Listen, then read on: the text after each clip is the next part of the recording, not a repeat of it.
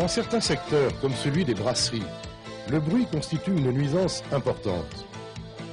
Le bruit que reçoivent les travailleurs dépend de la nature de leurs activités et des circonstances de l'exposition aux différents bruits émis par diverses machines ou équipements. Une récente enquête a montré que plus de 2 millions de personnes sont exposées de manière prolongée à des bruits dépassant 85 décibels sur leur lieu de travail. Le bruit n'est pas seulement une gêne, c'est aussi et surtout une nuisance. La surdité ne s'annonce pas par des troubles ou des douleurs directement liées à l'oreille. On croit qu'on s'habitue, et en réalité, le bruit, peu à peu, insidieusement, détruit l'oreille de façon totalement irréversible.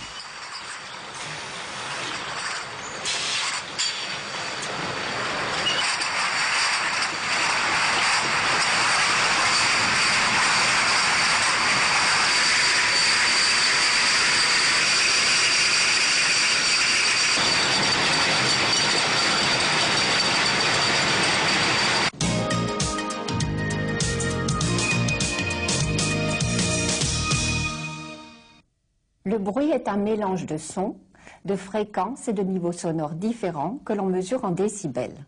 Au-delà d'une exposition quotidienne de 90 décibels à, et cela pendant 5 jours par semaine, le salarié qui ne se protège pas peut présenter une surdité professionnelle.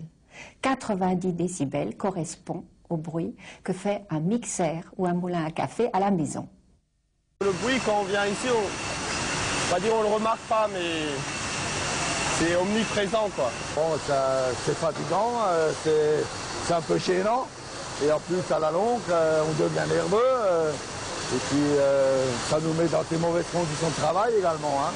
Vous savez, c'est simple. Il suffit que les salariés portent régulièrement leurs bouchons pour éviter des lésions auditives. C'est vrai que moi, si je ne les porte pas pendant 1 heure ou 2, on peut s'habituer, mais dès qu'on les remet, vraiment, c'est le paradis. Hein.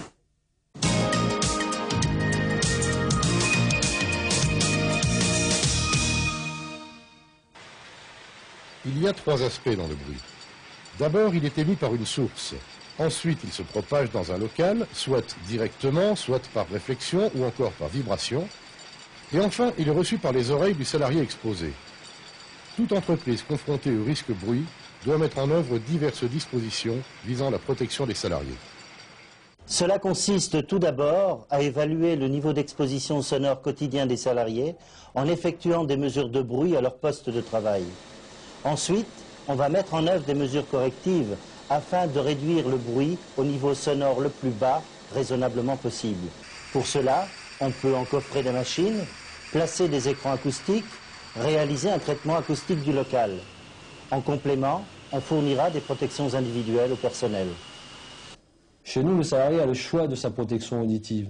Cela va du bouchon moulé au casque anti-bruit, aux différents bouchons et appareils sur le marché. En plus des solutions techniques applicables dans les ateliers, le médecin du travail effectue un suivi annuel de l'audition des salariés. Depuis 15 ans, j'effectue en moyenne 200 audiogrammes par an chez tous les salariés exposés au bruit. À la lecture de ces résultats, je peux déceler et informer immédiatement le salarié de ses pertes auditives. Maintenant, je vais vous faire écouter ce que perçoit une oreille déficiente. La cigale et la fourmi. La cigale, ayant chanté tout l'été, se trouva fort dépourvue quand la bise fut venue. Pas un seul petit morceau de mouche ou de vermisseau.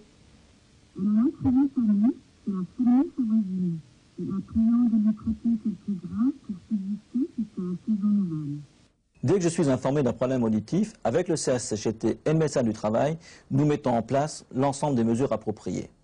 Ces mesures peuvent nous conduire à muter un individu d'un poste vers un autre, de façon à réduire son temps d'exposition. Il va de soi d'ailleurs que l'ensemble de ces mesures ne trouvent leur efficacité qu'à partir du moment où le personnel est bien informé des risques qu'il encourt et que les zones à risque sont bien délimitées.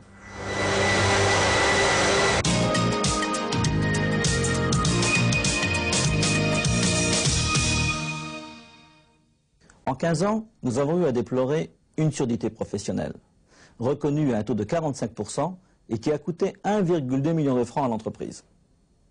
Le taux moyen d'incapacité permanente partielle est de 24%, ce qui représente une perte auditive de l'ordre de 35 à 45 décibels. Le coût répercuté dans le taux accident du travail de l'entreprise ou de la profession sur une période de 3 ans est de 500 000 francs, si la victime touche un salaire brut de l'ordre de 7 500 francs par mois. Dans cette brasserie, le traitement du bruit est une préoccupation permanente, tant dans les structures existantes que dans les projets en cours. À titre d'exemple, en 1982, nous avons investi 1,5 million de francs sur notre groupe bouteilles de 80 000 bouteilleurs. Plus récemment, sur notre groupe fût de 400 fûts heure, en 1990, nous avons investi 400 000 francs afin de réduire son niveau sonore. Aujourd'hui, nous travaillons sur la mise en place d'un nouveau groupe boîte, 58 boîtes heure. Et si directement au niveau de la conception, nous avons fait appel à un acousticien de façon à ce que l'on prenne en compte ces phénomènes de bruit. Il faut savoir qu'au niveau de la conception, l'investissement représente 5% de l'investissement global de l'ensemble du matériel qui sera mis en place. Ce qu'il faut savoir en acoustique, c'est que 2 et 2 ne font pas 4. Les niveaux sonores ne s'ajoutent pas, ils se composent. Lorsque 2 machines identiques fonctionnent simultanément, le fait d'en arrêter une ne fait diminuer le niveau sonore que de 3 décibels. Voilà toute la complexité. La méconnaissance des conséquences pour les opérateurs exposés à des niveaux sonores élevés, ainsi que la non prise en compte des mesures techniques et du respect du port des protections individuelles, tout cela a conduit à une augmentation importante des maladies de surdité professionnelle au cours de ces 5 dernières années. Mais si on peut quantifier le coût financier d'une telle maladie professionnelle, il est en revanche difficile d'en apprécier le coût humain. La surdité entraîne une certaine exclusion du malade, qui a tendance à s'isoler, à moins s'intéresser à la vie et à l'extrême à ne plus s'intéresser à la vie du tout. Il faut savoir qu'il y a davantage de suicides chez les sourds que chez les aveugles. La société elle-même exclut celui qui n'entend plus. S'il y a une canne blanche pour les aveugles, il n'y a rien pour les malentendants. Vous savez, la surdité n'est pas souvent reconnue comme maladie professionnelle et indemnisée comme elle le devrait, en particulier chez les jeunes. Hélas, les audioprothèses coûtent cher. Elles sont mal remboursées par la sécurité sociale et le complément de la mutuelle ne fait qu'atténuer le montant restant à la charge du salarié.